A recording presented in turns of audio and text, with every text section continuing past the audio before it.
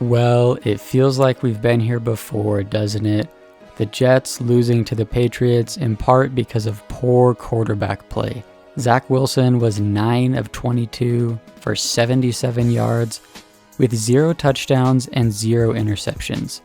He also had 3 carries for 26 yards rushing, so not great. This game was tied 3-3 until there was 5 seconds left when the Jets lost on a punt return for a touchdown by the Patriots. So pretty terrible way to lose. The final score was Patriots 10, Jets 3. It was a pretty windy and cold day in Foxborough, and I think that had an impact on the Jets passing game, but to be honest, it's not an excuse. Mac Jones was 23 of 27 for 246 yards. After the game, Zach came under fire for saying he doesn't feel like he and the offense let the defense down, as well as there were reports that Zach was walking around like he isn't the problem and that it rubbed some people the wrong way. Garrett Wilson ranted to the media today about how pathetic the offense was and said their passing game has to improve.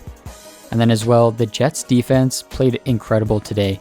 They held the Patriots to only 3 points for most of the game, so I'm sure they're frustrated too. With Wilson struggling right now, it's a tough situation for the Jets. The pieces on this team are good enough to compete for a playoff spot, so do you go all in on this year no matter what it takes? Or do you focus on helping your second-year quarterback continue to develop? Personally, I don't see the Jets benching Zach Wilson this year. The options are Mike White, 37-year-old Joe Flacco, and Chris Streveler. So at that point, you might as well just ride with Wilson and hope he gets better. If he doesn't, you can always bring in another quarterback in the offseason.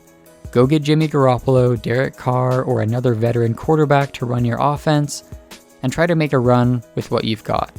But this season, I just don't see it happening. Coach Saleh has repeatedly said that Zach will remain the starter unless he gets injured, and I think that's the right move.